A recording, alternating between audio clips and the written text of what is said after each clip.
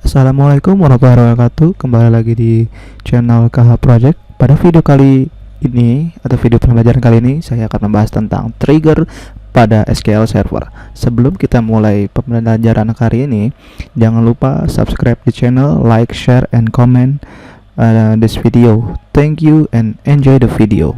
Nah, kita masuk ke materi trigger. Yang sebelumnya itu kita sudah bahas tentang prosedur, sudah bahas tentang view, tentang join, dan tentang batch pada SQL Server. Nah, selanjutnya adalah kita akan mengebahas tentang trigger. Nah, trigger itu apa sih? Trigger itu adalah objek database yang terdiri atas kelompok perintah SQL yang akan dijalankan secara otomatis setelah perintah tertentu dijalankan.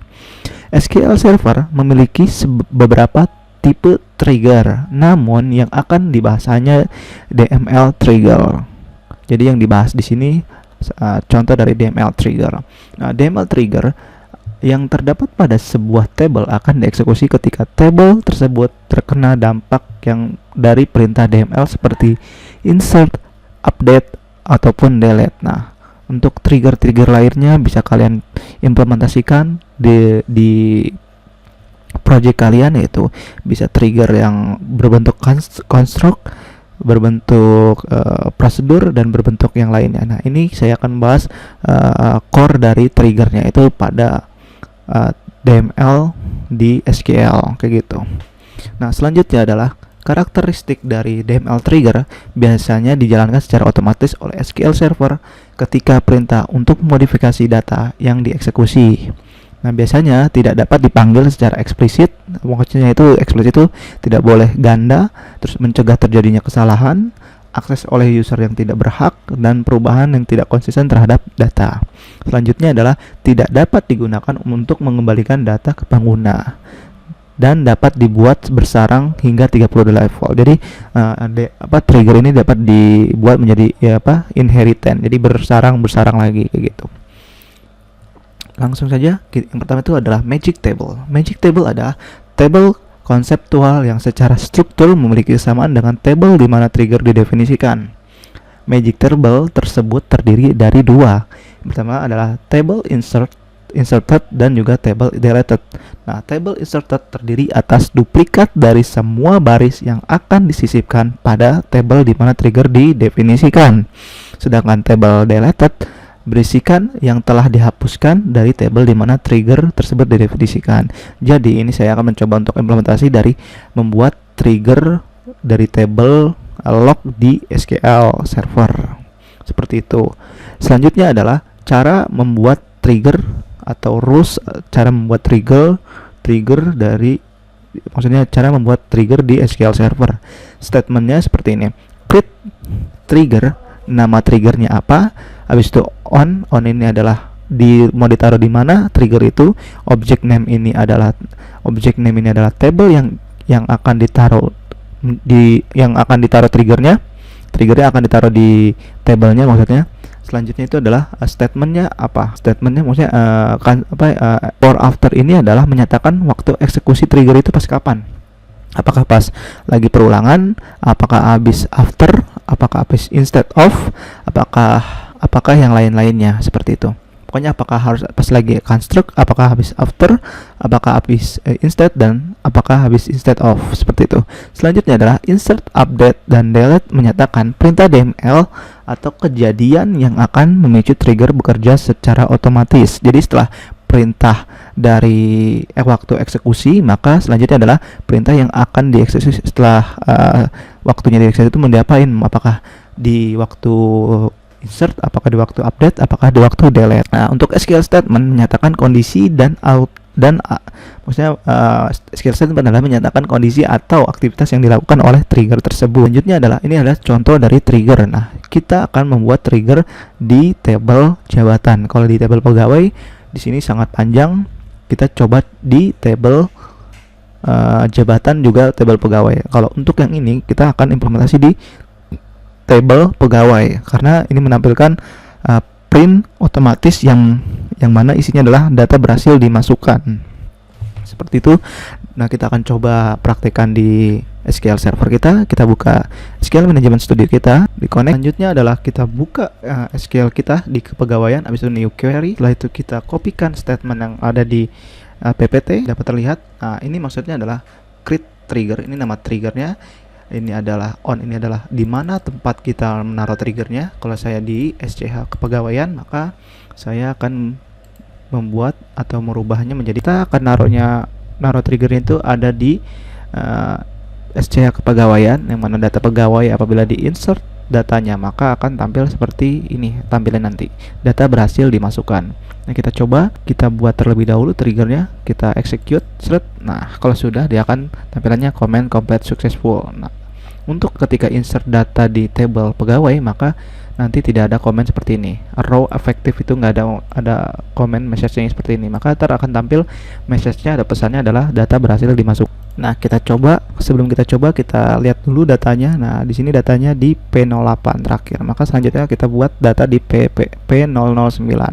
Kita execute, seret. Nah, ini kenapa tidak tampil atau invalid object? Karena objeknya tidak ada. Kita kopikan ini seperti ini.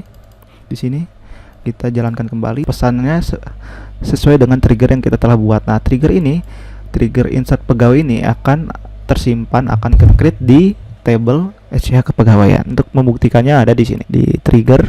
Nah, sini ada. Nah, ini dia akan otomatis jalan ketika perintah insert dijalankan, bukan habis, tapi setelah perintah insert dijalankan pada table pegawai, kayak gitu. Itu contoh dari perintah trigger untuk menampilkan pesan. Nah, selanjutnya adalah perintah trigger untuk inserted secara otomatis, seperti itu. Nah, trigger insert biasa dieksekusi ketika sebuah perintah insert dilakukan pada table di mana trigger didefinisikan, serta saat proses penyisipan data baru terjadi, maka baris data baru disisipkan pada table dengan trigger dan table inserted, sehingga kedua table tersebut memiliki kesamaan data. Nah, sedangkan yang update ya untuk perubahan. Kalau yang ini adalah delete untuk menghapus, nah ini trigger delete dieksekusi ketika sebuah perintah delete dilakukan pada table di mana trigger didefinisikan. Nah, terdapat cara untuk mengimplementasikan referential integrity dengan menggunakan trigger delete. Di antaranya adalah metode cascade. Metode ini akan menghapus data pada table anak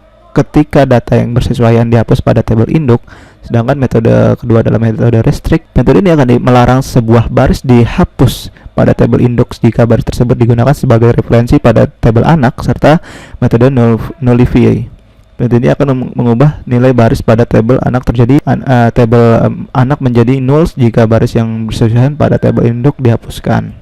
Nah, kita langsung saja ke selanjutnya, ada auto increment di table. Nah, kita coba auto increment di table pada table trigger demo log.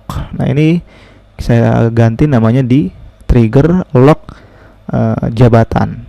Oke, contohnya seperti ini. Bentar, kita copy paste dulu. Contoh implementasi yang kedua dengan inserted secara otomatis dengan perintah ini. Kita pertama adalah kita buat terlebih dahulu file dari tabelnya, yaitu di sini saya membuat log dari jabatan, yang mana nantinya apabila ada jabatan baru maka ada aksinya. Aksinya itu contohnya kalau apabila datanya itu data insert atau data masuk, maka di aksinya adalah insert data atau datanya masuk. Kalau ada yang datanya dihapus, maka aksinya adalah delete data, seperti itu. Nah, ini kita coba satu-satu terlebih dulu, yaitu tentang yang insert terlebih dahulu. Nah, pertama kita buat dulu tabelnya, create, di execute. Habis itu di refresh. Kalau sudah di refresh, kita buat triggernya di table jabatan. Nah, penjelasan di sini adalah ketika kita buat trigger namanya after insert data jabatan trigger, maka dia akan ditaruh di table SCH kepegawaian di jabatan. Yang mana apabila di table SCH yang mana di table jabatan itu dimasukkan, maka nantinya akan masuk ke dalam trigger log jabatan itu atau trigger log yang sudah kita buat sebelumnya. Kalau sudah, nanti akan nampil select top one, yang mana kode jabatan yang baru kita tambahkan di perintah insert jabatan, kayak gitu.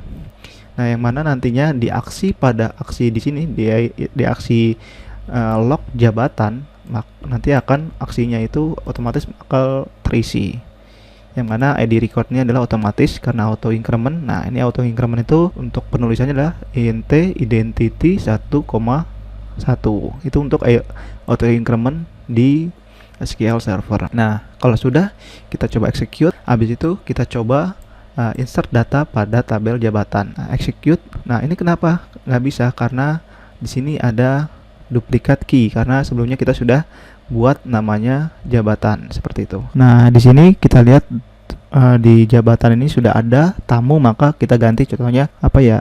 Contohnya adalah lalu sebentar. Contohnya adalah di sini kita buat kode jabatannya ya klien.